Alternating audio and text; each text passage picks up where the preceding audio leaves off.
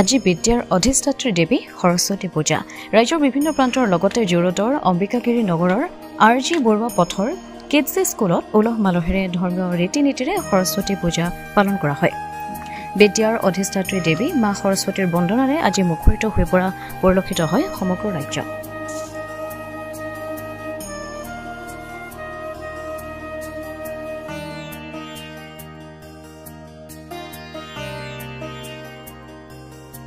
তাৰপিছত ককা আইতাক সকলোৱে আহিছে আৰু তেওঁলোকেও বহুত মানে আগভাগ লৈ কিনে মানে পূজা কৰিছে আৰু ভাল লাগিছে।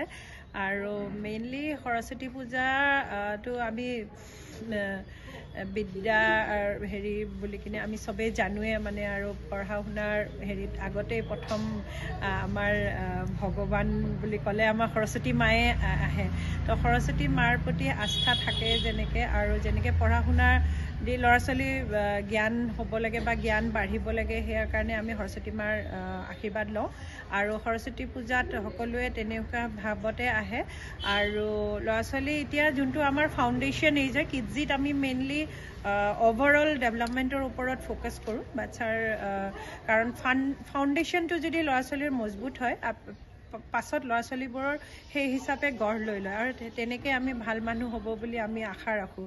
আৰু তাতেই যদি ভগৱানৰ প্ৰতি আস্থাটো থাকে তেনেহ'লে তেওঁলোকে আৰু বেছি ভাল ভাৱত ভাল হেৰিত ভাল কাম কৰিব বুলি আমি মানে বিশ্বাস আৰু তেনেকুৱা। আৰু এই সৰু সৰু বয়সতে যদি এই বস্তুটো শিকি লয় তেনেহ'লে পিছলৈ আমাৰ ভৱিষ্যত ভাল হ'ব বুলি আমি আশা ৰাখোঁ। কাৰণ পঢ়া শুনাটো কৰিবই লাগিব, পঢ়া শুনা সকলোৱে কৰে আৰু পঢ়া শুনাৰ যোগেদি তেওঁলোকৰ যেন ভাল মানুহ হয় সেইটো উদ্দেশ্য আমাৰ। যেটা আজি সৰস্বতী পূজা কিডজিৰ পৰা কেনেকুৱা ধৰণৰ কাৰ্যসূচী লৈছিলে? আমি কিডজি জোৰত প্ৰত্যেক বছৰে সৰস্বতী পূজা পাতোঁ আৰু এইবাৰো তেনেকৈ পতা হ'ল আৰু আমি অলমষ্ট 300 মানুহৰ এৰেঞ্জমেণ্ট কৰিছিলোঁ। আৰু সৰু সৰু ল'ৰা ছোৱালী আমাৰ ইয়াত 2 বছৰৰ পৰা 6 বছৰীয়া ল'ৰা ছোৱালীখিনি থাকে। ল'ৰা ছোৱালী পিতৃ মাতৃ তাৰপিছত ককা আইতাক সকলোৱে আহিছে আৰু তেওঁলোকেও বহুত মানে আগভাগ লৈ কিনে মানে পূজা কৰিছে আৰু ভাল লাগিছে। আৰু মেইনলি সৰস্বতী পূজাটো আমি বিদ্যা হেৰি বুলি কিনে আমি চবেই জানোৱে মানে আৰু পঢ়া শুনাৰ হেৰিত আগতে প্ৰথম আমাৰ ভগৱান বুলি ক'লে আমাৰ সৰস্বতী মায়ে আহে। তো সৰস্বতী মাৰ প্ৰতি আস্থা থাকে যেনেকৈ আৰু যেনেকৈ পঢ়া শুনা দি ল'ৰা ছোৱালী জ্ঞান হ'ব লাগে বা জ্ঞান বাঢ়িব লাগে সেয়াৰ কাৰণে আমি সৰস্বতী মাৰ আশীৰ্বাদ লওঁ আৰু সৰস্বতী পূজাত সকলোৱে তেনেকুৱা ভাৱতে আহে।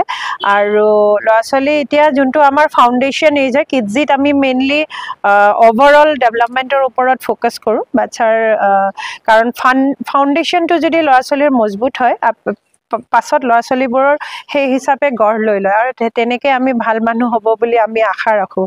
আৰু তাতেই যদি ভগৱানৰ প্ৰতি আস্থাটো থাকে তেনেহ'লে তেওঁলোকে আৰু বেছি ভাল ভাৱত ভাল হেৰিত ভাল কাম কৰিব বুলি আমি মানে বিশ্বাস আৰু তেনেকুৱা। আৰু এই সৰু সৰু বয়সতে যদি এই বস্তুটো শিকি লয় তেনেহ'লে পিছলৈ আমাৰ ভৱিষ্যত ভাল হ'ব বুলি আমি আশা ৰাখোঁ। কাৰণ পঢ়া শুনাটো কৰিবই লাগিব, পঢ়া শুনা সকলোৱে কৰে আৰু পঢ়া শুনাৰ যোগেদি তেওঁলোকৰ যেন ভাল মানুহ হয় সেইটো উদ্দেশ্য আমাৰ।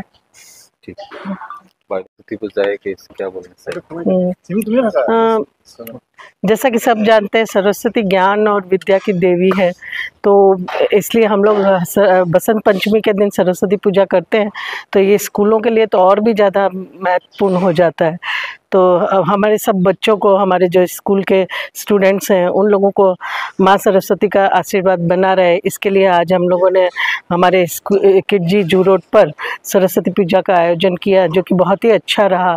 और सभी बच्चों को हमने पंडित जी से स्पेशली कहलवा करके सबका नाम बुलवा करके उनको आशीर्वाद दिया गया है। व्यक्तिगत रूप से उन लोगों का नाम गोत्र सब लेकर के और पंडित जी ने बहुत अच्छी तरह से पूजा की और उनको आशीर्वाद दिया है। माँ सरस्वती सब पर कृपा बनाए रखे अपनी, यही हम चाहते हैं। ब्यूरो रिपोर्ट, अमृत न्यूज़ 24/7। অমৃত প্ৰবাহ অসমীয়া সাপ্তাহিক কাকতৰ ডিজিটেল সংস্কৰণ অমৃত নিউজ, সত্যৰ সন্ধানত অমৃত নিউজ।